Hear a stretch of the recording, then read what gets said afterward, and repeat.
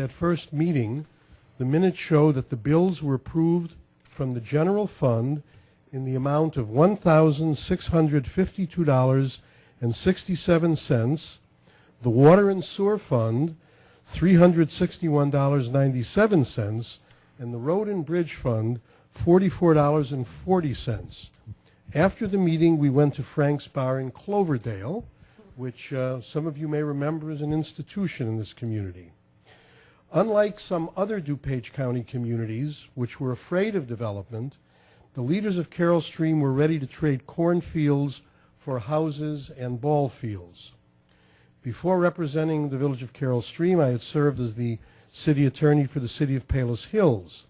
I had learned a fair amount about planned development in that community, and I had the benefit of the firm's representation of the city of Naperville, which also encouraged growth.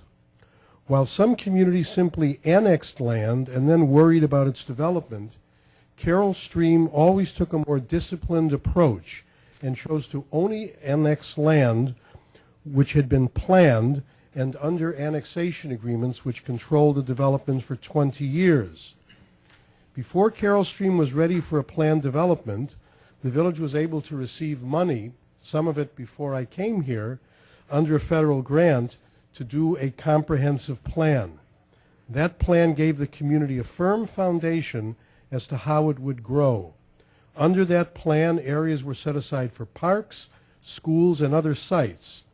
It became clear that much of the existing village had been constructed in an area prone to flooding, that swamp that we saw, and efforts were made early on to require future developers to detain and retain extra stormwater to make up for some of the deficiencies in the village's earliest years. And that's something that is still going on today. While all of this was going on, real estate developers began purchasing options and in some cases bought land outright. The prime developer was Kennedy Construction Company. The village entered into its annexation agreement with Kennedy, under which the company was to build a new sewage treatment plant and a new water system for the community.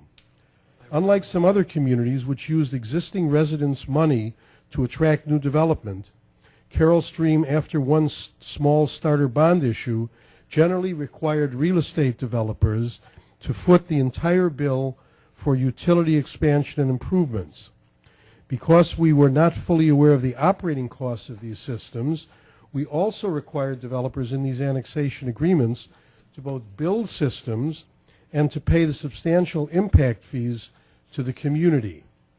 In addition to that, we always required, even in the early days and even when other communities were not doing it, we required developers to pay impact fees and donate money and give land, and along with operating funds, to all of the schools, the park districts, the library board, and the fire protection district.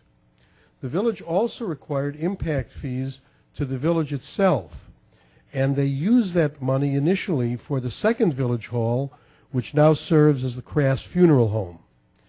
It was an enormously proud day when the village was able to move its meetings to the bright new village hall.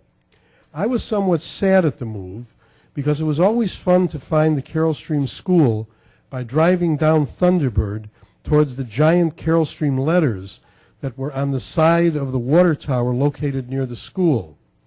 These letters have been saved by the village, and I hope that someday their neon lights will be restored and they can be placed in a location of honor. Our current economic condition today is a reminder of what happened to our first major developer. Mr. Kennedy, who was a man of honor and who fulfilled all of the obligations he could to the village, went bankrupt.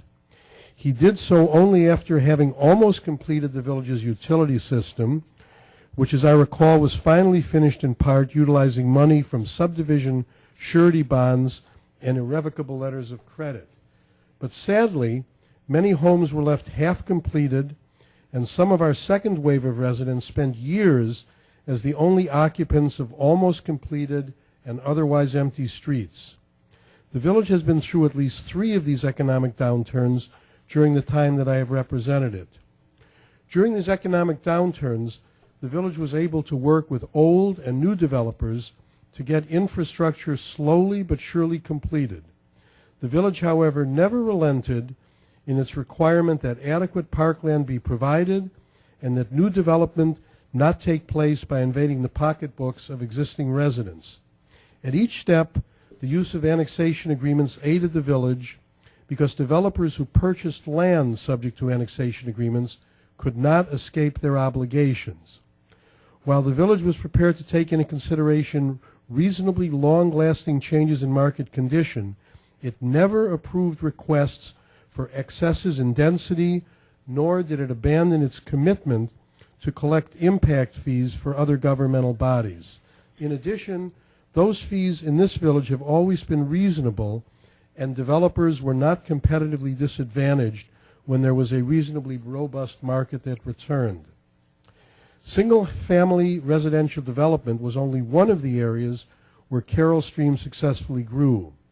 Based upon either the brilliance or extraordinary luck of J Stream in dividing the community into fairly clear segments, the village also allowed some apartment buildings and condominium construction. A variety of housing types permitted Carroll Stream to become an economically diverse community. As more people began living in Carroll Stream, they supplied the workers for our industrial quadrants and the customers for commercial areas. The village has been blessed with administrative and elected officials who thought of the business community as partners rather than adversaries.